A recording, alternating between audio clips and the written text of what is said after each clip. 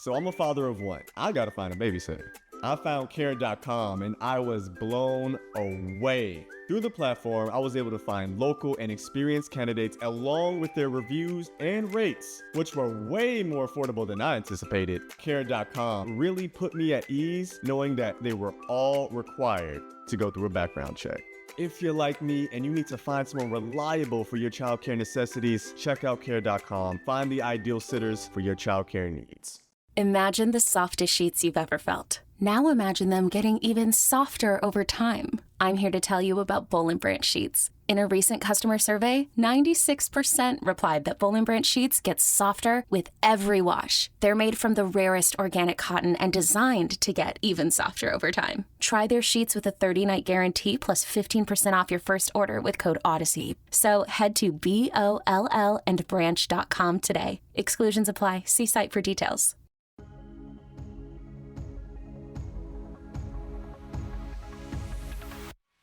Hello everyone, and welcome to the Friday Walkthrough. I'm Cole Carmody alongside of Monty Spiller. It is week 3 of college football.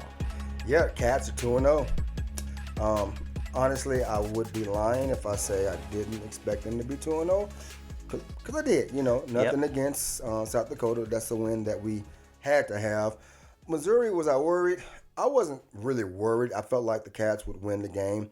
I didn't think they would win the way they did, but I would take it. There's always that little bit of anxiety every time game day gets closer. But game day is approaching for K-State in week 3 as they take on Tulane, and we're going to talk about it here on the Friday Walkthrough. Make sure you're subscribing to our YouTube channel at Go PowerCat, and make sure you're subscribing to the website at GoPowerCat.com. We're sponsored by the Part-Time Beverage Company. The first half is sponsored by Club Special. The second half will be sponsored by the Cape Cod Drink. So let's get into that Missouri game. We just mentioned it.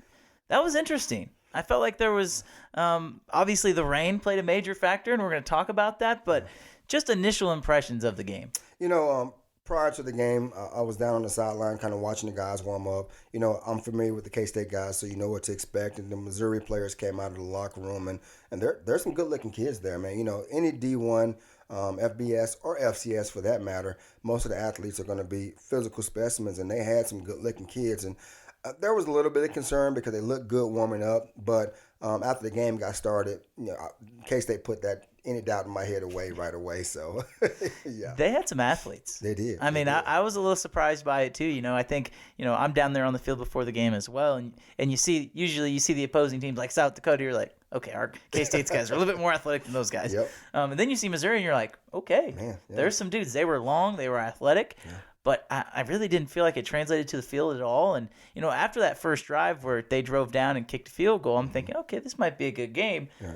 But it was just a blowout after that. It was. The first drive kind of surprised me. When I say Missouri ran their quarterback a lot, I'm not sure if it was design run or just because nothing was open downfield, but they put him out there, and our guys got some hits on him earlier. And, he was kind of cocky, arrogant, chirping a little bit, which to be expected is Missouri.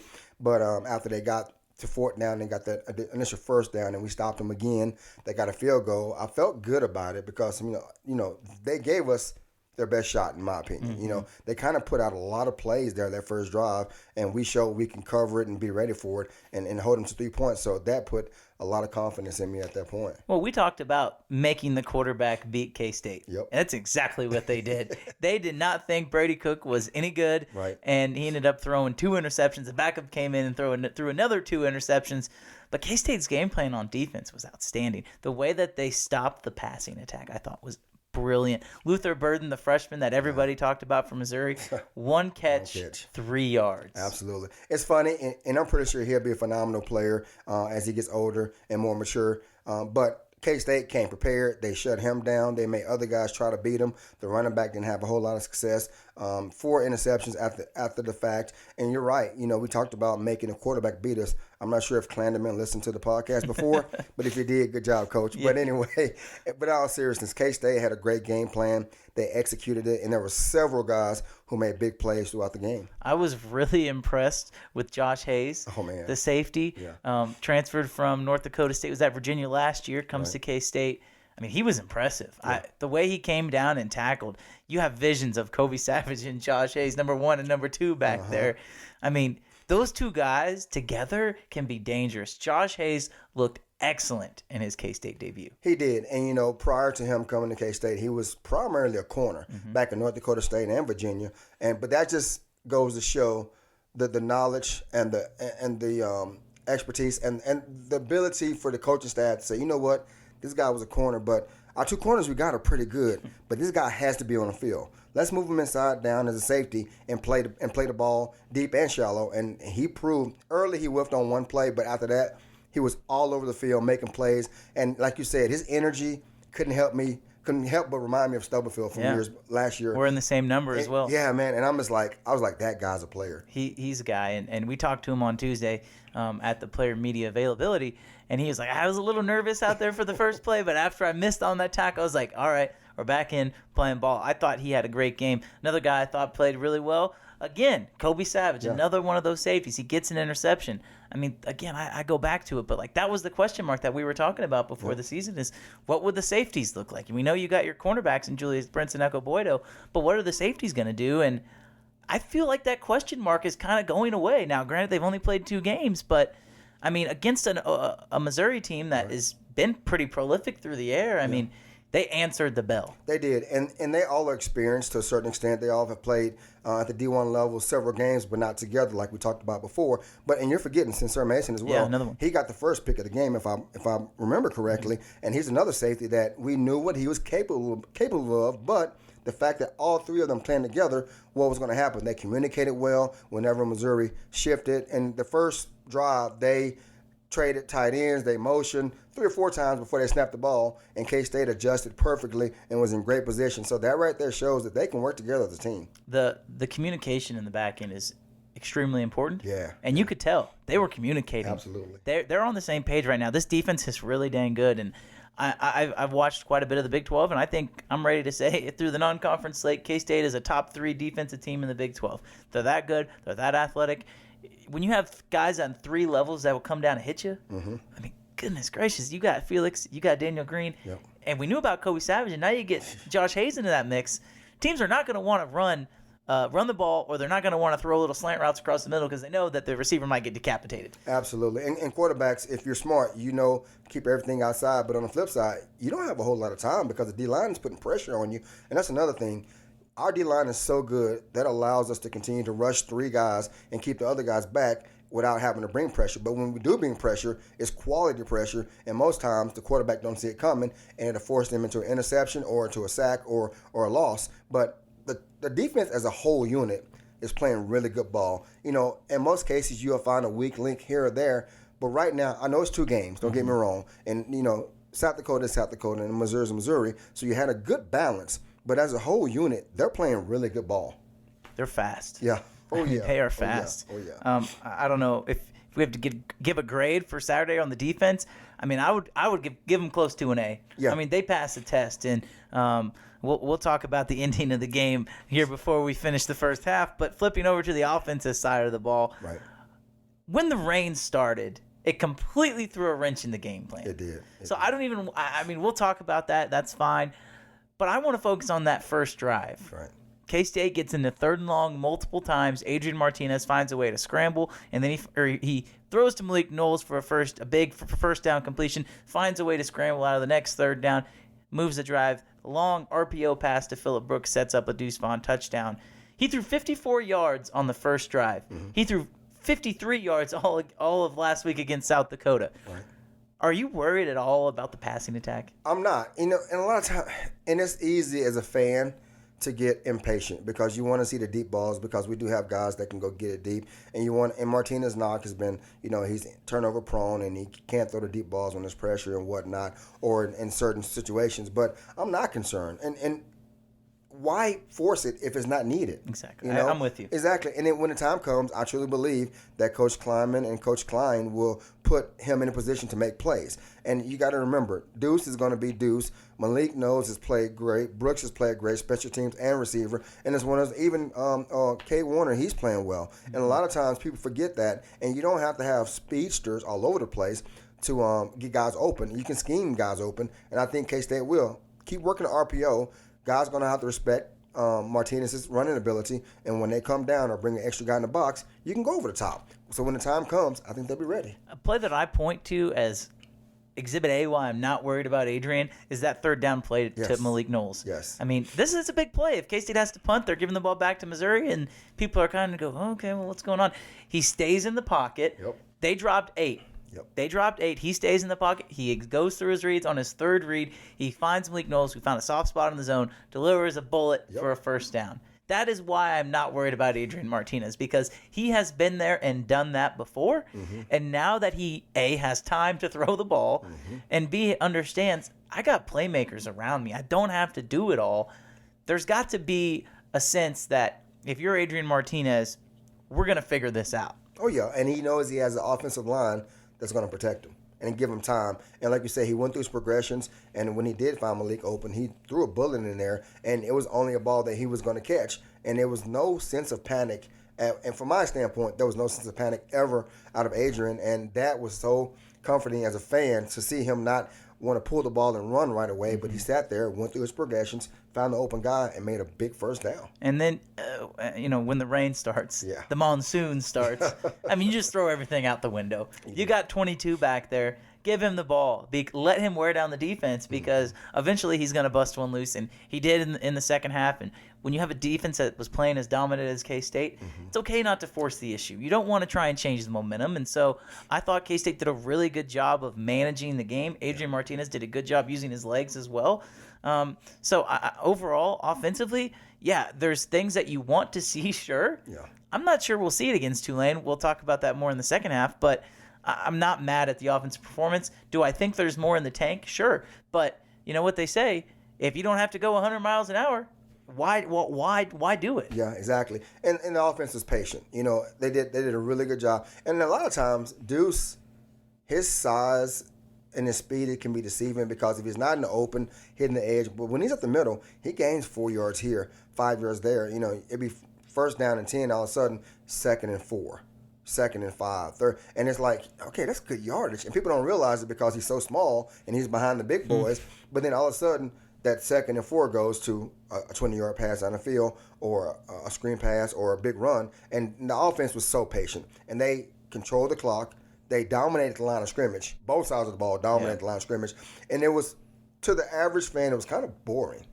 They scored 40 points. Yeah, it was kind of boring. Yeah. It was kind of boring. But when you score 40 points, that's a dominating effort. And then when you go back and look at it, you know what? That was good football. Yeah. Yeah. It was a great game overall for K-State.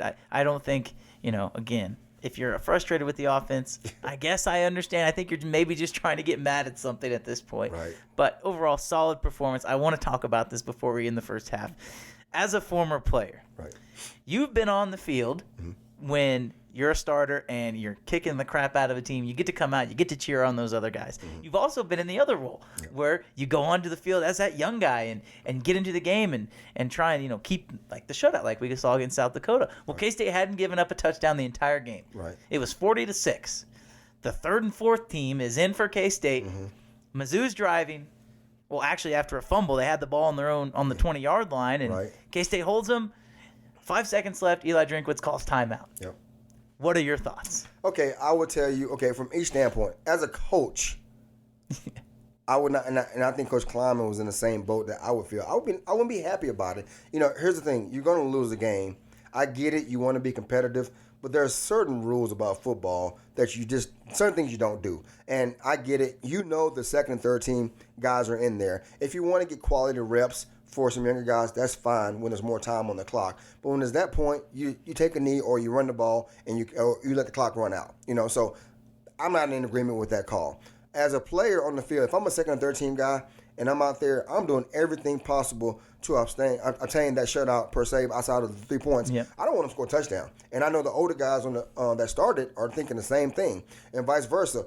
If it was me and Coach Kleiman has a better temper than I do, temperamental by himself. I would have called timeout myself, put the starters back in, and said, okay, you want to play this game? This is what we're going to do. But he's Coach Kleiman for a reason. There was probably a little bit of temptation for that. And if you saw the video after the game, Drinkwitz comes over and shakes his hand. Kleiman shook his hand. He didn't say anything else. You're not required to. He didn't say anything else. And you know what? I have a feeling that there's going to be some extra spiciness that goes on in the recruiting trail because of the ending of that game, assuming Eli Drinkwitz stays at Missouri. At this point, I don't know. Who knows? I don't think he's very long for that job, but either way, it was quite the interesting finish. And you know what? If you're K-State, you get out of there with a win in dominating fashion.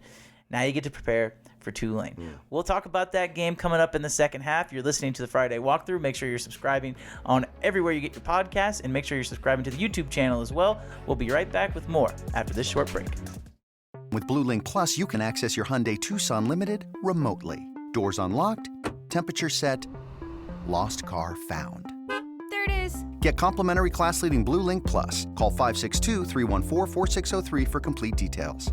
When the whole family comes together to watch the game, nobody wants to miss a second of the action to run to the grocery store. With Instacart, you can get all your weekly groceries in as fast as an hour. Less time shopping means more game time. Let's go. Visit instacart.com to get free delivery on your first 3 orders. Offer valid for a limited time. $10 minimum per order. Additional terms apply. Welcome back here to the Friday Walkthrough. I'm Cole Carmody alongside Monty Spiller. We're sponsored by the Part-Time Beverage Company. This segment in particular is sponsored by the Cape Cod. Make sure you're getting in and trying the great products. Starting off the second half, we're going to talk a little bit about K-State and Tulane. Now, Tulane is 2-0, but they played UMass and Alcorn State. So we'll get into that. We'll talk a little bit about them. Then we'll get into the game. But before we start, I got to get your opinion on this. Maybe the biggest story of the week in K-State country, if you want to use that term, is the new uniforms. K-State will be wearing the white helmets with the flag Willie, pennant Willie, whatever. I don't even flag Willie. Sure. Throwback look. Right. Then they got the numbers on the side of the helmet. They'll be wearing the white pants. You never got to wear alternate uniforms when you played at K-State. Yeah, that was something that was not an option. Coach Snyder is who he is, and I love the man for what he's done with K-State. But as a player, a former player, and a fan of cool uniforms, if he would have ever offered us the opportunity, I would have loved it. But I'm happy for the guys now. You know, it's a cool look. I'm excited for them. I think it motivates the kids, it motivates the fans, it motivates the student section, and it's different. You know, some people think there's a jinx behind it, and it is what it is. But I'm excited that the K-State equipment team is putting together some cool looks, and honestly, I'm gonna try to find a way to get one of those helmets. I love the look. I really do. Yeah. I think the white helmets are perfect. You have the purple and the white. It's in the fight song. Right. But it's also part of K-State, right? I mean, when you see purple and you see white, you're like, oh, it's K-State. There's only a few schools that have purple. So to have that unique look, I mean, it generated a lot of publicity on social media. So I think K-State's doing the right thing with this. I'll ask you this. If K-State is able to come out with a win against Tulane, do you think about breaking out the all-whites in Norman the next Saturday? I would not be opposed to that. That'd be a great opportunity to break them out. 7 o'clock game, great environment. I'm assuming OU will be 3-0. I can't, who knows? They have to play Nebraska still because that could be a trap game. Who knows? But that would be a great setup to have a matchup for the current Big 12. Who knows how long OU will be with the Big 12, but it'll be a great opportunity. Primetime game, people can see K-State. Great recruiting tool because a lot of time, these high school kids now, they want to go to a quality program, but they also ask what kind of uniforms they have, what kind of swag do they have. So I will be all for it. Who knows, but I will be all for it. I think it's great we actually can talk about this. Yeah. There's some intrigue. If you're going to do it, I'm glad they're doing it against Tulane. Nothing against Tulane, but that's maybe a time where you can say, oh, the people that think that it's cursed, that you can't wear alternate uniforms. If you beat Tulane, maybe put that to bed. So anyways, I thought it was cool that they're doing that. Wanted to bring that up. So let's talk about Tulane. Some things about Tulane, there's some local ties here with this team. Okay. Willie Fritz is the coach, his 7th season at Tulane. Before that, he spent some time at Sam Houston State. He was at Georgia Southern. He was also at the University of Central Missouri in Warrensburg, so some local ties. But Chris Kleiman brought it up at his press conference when he was the defensive coordinator at North Dakota State. Willie Fritz was the head coach at Sam Houston State. So lots of history between these coaches. There you go. The offensive coordinator is in his first year, Jim Svoboda. He was the head coach at Central Missouri for the past 11 years. Wow. So kind of a homecoming of sorts for the offensive coordinator and for the head coach. Right. But I want to ask you this. Tulane, obviously it's in New Orleans. They won 2 games last year. They took Oklahoma to the wire at the end of the season. There was some talk this week about, they've had to go back and look at some of the film from last year because, again, as we mentioned, they played Alcorn State and UMass. It's kind of hard to take anything from those 2 games. Collectively, they beat them 94-10. Right. So, what are you going to take from that? But last season, Tulane couldn't play any home games because of Hurricane Ida. Right. I'm curious, do you think that they return 18 starters? Is there a sense of we can go on the road and it doesn't matter what kind of environment we go into if they've had to do that all last year? Absolutely. And it doesn't help. Well, for them, it doesn't hurt, but for us, it doesn't help. If you look at last week's college landscape, how many smaller schools, quote unquote, went into big schools and won? Georgia State beat Nebraska. Marshall beat Notre Dame. Appalachian State beat A&M. And I feel like there's a couple of more games that were considered upsets. So, yeah, I think they would. They're probably road warriors, although they didn't have a whole lot of wins last year. But they're used to traveling. They're used to being away from their home stadium, staying in the hotels, away from different locations. But I think it gives them somewhat an advantage for preparation. Not necessarily X's and O's, but just the whole process of coming from New Orleans to Manhattan. So it won't be a big change for them. They've probably played in big venues, great crowds and whatnot. And I'm not sure if it's supposed to rain again this weekend or not, but I think it does give them a little bit of advantage. It helps them out. I think where there's the disadvantages we talked about, UMass and Alcorn State. Yeah. There's a big difference between those schools. No offense to the Minutemen and I believe the Eagles. They are the Eagles, I believe so. That's Steve McNair's alma mater, I believe. Yeah. Leading passer for Alcorn State in week 2 last week threw for 34 yards. As much as we've talked about Adrian Martinez's struggles, I would bet a lot of money he would throw over 34 yards. Yeah. So there's going to be some differences in the competition that Tulane is going to have to turn it up. I'm not faulting them for scheduling this because Bill Snyder was famous for this. Schedule teams that you can beat so you can get the confidence up and then go win and potentially have an upset. Right. But in today's landscape of college football, it sure seems like a tall task to go from playing Alcorn State to immediately playing a school like K-State. Yeah, it is. And I think K-State is in the advantage with this because you go from playing a quality athletic team like Missouri to going to play a team like Tulane, and where Tulane is playing at Alcorn State, where the guys probably didn't play the whole game, the starters, and get used to that. So K-State's in an advantage, and then Tulane will be the speed of the game, the size of the players they see, the scheme's going to be different. And so, they're going to have to adjust. And the question is, can they adjust before they get too far down? Well, and schematically, Tulane doesn't do anything ridiculously outlandish. They run a 4-man front. They run the spread offense. K-State's seen it a million times, right? Michael Pratt, the quarterback for Tulane, he's one of those guys who he's going to throw the ball a lot. I think their leading rusher has 86 yards on the season, so they're gonna try and air it out, which I think is a good test for the secondary. Yeah, it is. And like with us playing a 3-3-5, that plays right into our hands. So if you want to pass the ball, great. We got the guys to cover it.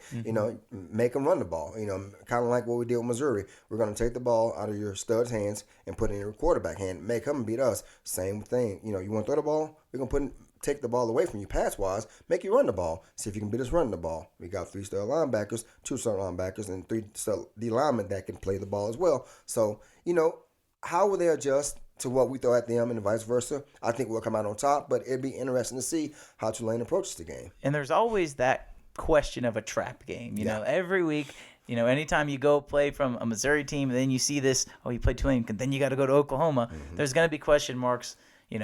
I think somebody asked Kleiman about it on Tuesday. Are you worried about your team looking forward to Oklahoma? And he said, no, we're not good enough to do that, know? And that's the answer every coach is going to have, obviously. But I don't worry about that with this group simply because of the leadership and the culture they've built, not only with the coaches, but with the players as well. They're locked in right now. And I think, quite honestly, there's not going to be that trap game since, if I'm wrong, I'll be shocked. But I just don't see that happening. Just being around the program and, you see some things up close and personal that some people won't. You just get that sense of confidence, that sense of responsibility, that sense of maturity and leadership. And it's not just one or two guys.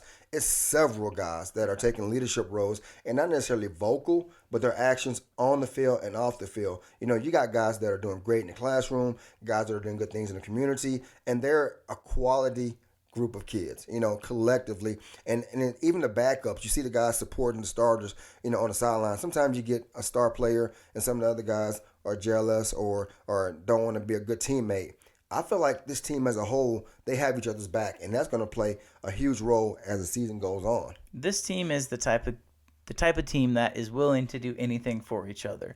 Yep. That's the kind of culture that Chris Kleiman is building, and it's really cool to see because we, like you mentioned, we do get a chance to kind of be up close and personal, and these guys care about each other. When you got your starting center wearing Adrian Martinez's merchandise, his NIL merchandise in a press conference, like that doesn't happen at other places. No, I mean, that's big time. There's a special bond that these guys have, and I think it's really cool, and I think that helps them in this game because they know we get to play together. Yeah. That's where college football is different than the NFL. In the NFL, you get to play 17 games with each other. In college, you get to play 12. That's all that's guaranteed. That's it, yeah. That's a full month and a half worth of preparation that you don't get in college as opposed to the NFL. So these guys understand that, and I don't think there's going to be a letdown because I think they know they're still trying to earn something. Mm-hmm. They're not ranked. Yeah. I think they should be, quite honestly, but they're not. No. And so they're working because they know that, hey, there's people that still doubt us. It is, and I'm kind of, part of me is happy. 'Cause it never fails, I feel like, with K-State. They rank us, and all of a sudden we'll play another ranked team, we lose, and then we're out of the top 25 for the rest of the year. So I'm okay with them not ranking us yet. And it is what it is. A lot of people going into the preseason, I think had us, sixth, I want to say, maybe, if that sounds correct. And that's fine. We know what we had, and I think a lot of people knew what we had as well, but they didn't want to give us credit too soon just because we're K-State. And that's okay. And I think we embrace that underdog role, and that's kind of what we're about. But I truly and honestly believe with the guys and the pieces we have right now, they're going to stay focused, and they're about to do something special this year. And I'm excited about it. Starts with taking care of business on Saturday, Yes. and I'm with you. I think this team can be really good. We'll talk more about the Oklahoma game next week, but specifically on this game, in your opinion, what does K-State need to do for you to walk away feeling satisfied? We have to dominate both sides of the ball, special teams, which we have the first two games. But we have to dominate in more than one way. Punt return game was great. I want to see a kickoff return. Obviously the defense is dominating. They're not kicking off a whole lot, so it's not a lot you can do about that, but that'll come as well. But I just want to see different pieces making plays, tight ends, running backs, fullbacks if they're in. I want to see the offense come collectively together and just have a drive, leaving the defense, the other team's defense, shaking their head, and the crowd like, oh my gosh. In our defensive side of the ball, I want them to continue to get better and then see other guys get playing time a little bit earlier, not because they have to, but because it's good to, and because, like I said, it's a long season and injuries are going to happen. And if you have quality backups in, that's one of those things. And I think Tulane game is the perfect game to get that going because when you get into the Big 12 schedule, so many guys are going to get so much time playing because you can't have a letdown and you're going to need more out of your studs. So, but I want to see K-State dominate every aspect of the game, special teams, offense, and defense. No mental mistakes. Minimize the mental mistakes and play smart, fast football. Do you think that there's going to be more of an emphasis on throwing the ball this week, assuming the weather's fine? Do you think that Colin Klein, Adrian Martinez, and Chris Kleiman are sitting up there going, all right, we need to show that we can do this? Or do you feel like that their game plan is we're just going to hand 22 the ball, and if we have to throw it, we will, but there's no point in trying to fix it if it's not broken? I think there will be a little more throwing just because it's good to get that practice in a game situation, deep balls. But on the flip side, they won't give as much as they probably could because you don't want to put a whole lot on film. Mm-hmm. Oklahoma is a great team. Brent Venables is a phenomenal defensive coordinator, now head coach. I'm not sure how much of a role he'll have in that. I'm pretty sure he will. Mm-hmm. But in me knowing Brent like I do, he prepares like no other. And so you want to give him a lot to prepare for, but not too much to prepare for. So it's kind of a how much do you give? How much do you practice for? But I think they will pass a little bit more because you kind of have to. Yeah, you kind of got to get those live reps. Yeah. I feel like it's one thing if you're not worried about the passing offense, which I think you and I are both in agreement we're not. But you want to be able to get that timing because with a new quarterback, there is some of that, right? I mean, you want to be able to have Adrian Martinez know, okay, we got a corner who's playing 7 yards off. It's 3rd and 2. Let's just throw a little hitch route. Yep. As opposed to, sure. obviously Deuce Vaughn could get the first down, but let's try this. Let's make sure that we can do this. Let's cross our T's and dot our I's with the passing game. I think Adrian Martinez is going to throw for over 100 yards. Mm-hmm. I mean, it wouldn't surprise me. I don't know if he'll throw for 200 because I don't think he'll be in the game the whole time. I think K-State will run away with this. We'll get to our predictions, obviously, here in a little bit. But, yeah, I mean, this is a game where I feel like in the first half, treat it as a trial run, right? Just because you get up doesn't mean you got to take your foot off the gas. Like, go for it and open it up. I mean, if they don't, we'll know pretty quickly. If they get up early and decide to hand the ball off to Deuce, we'll know that that's going to be their game plan. Mm-hmm. I don't think it's because they don't trust Adrian. Right. I think it's just because, again, like you mentioned, they don't want to put too much out there for Oklahoma, and they feel that confident in Adrian. I don't think it's they don't feel confident if they don't throw the ball. I think it's they feel extremely confident that they know they can hold it back because when it comes time, he'll be able to execute. Yeah, and Adrian knows what's in front of him. He's a senior. He knows this is it. His goal is to make it to the next level, which I'm happy for the guy, and I hope he does. But he understands, he has to continue to develop as a quarterback in a new system. And if you look at Adrian, since he got on campus, in every interview he's done, the kid shows confidence. But even more so now when I watch interviews now after the first two games, there's more of a relaxed confidence because I think he truly understands where he's at now, and he knows what he has around him. And I think the kid's confidence is going to shoot through the roof, and he's ready to put on a show. I think the first two games he managed the game as needed because that's all he needed to do. But I believe after this game against Tulane moving forward, he's about to say, you know what, I'm ready to roll. Get on my back. I'm gonna carry you. Let's ride. I'm hoping for the best with Adrian because he is a great kid. I think he's got all the tools. Yeah. I mean, we know this. His running ability, man, it's looked really good. So I think they will hopefully try and open it up a little bit more. But again, if they don't, they don't. And we'll have to go from there. Last segment, last part here. We got to get into our pick segment. K-State's only a 14-point favorite. It's fascinating. Yeah. It feels like Vegas is, maybe they know something we don't. I'm not going to give Vegas credit. Right. But 14-point favorites, what do you have as the score? Does K-State cover? Oh, yeah, we cover. I say 52-17. That's a good one. Yeah. 52 again. So are you? Let's just put it on record here. Adrian Martinez, big game. Adrian has a big game. He doesn't play the whole game, but he has a big game. Big game. All right, I'm gonna go 42-14. Okay. I think it's kind of the similar type of game. I do think they'll air it out a little bit more, but again, I think K-State is just majorly locked in right now. Mm-hmm. Depending on how they look, I might be ready to change my prediction and pick K-State to beat Oklahoma. That might be when we film this next week. Maybe it'll be an on-the-spot moment, but nonetheless, I expect big things out of K-State this weekend. Thanks, everybody, so much for listening to the Friday Walkthrough. I'm Cole Carmody. That's Monty Spiller. We're sponsored by the Part-Time Beverage Company. Make sure you're hitting subscribe on that YouTube channel. Drop a like. Make sure you go subscribe to GoPowerCat.com. We will talk to you next Friday.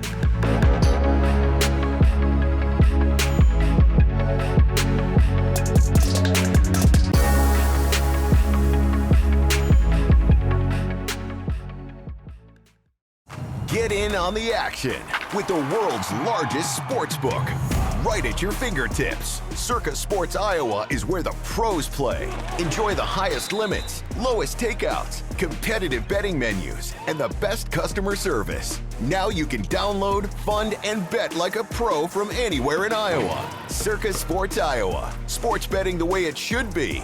Download your new bookie today. Visit circasports.com for details.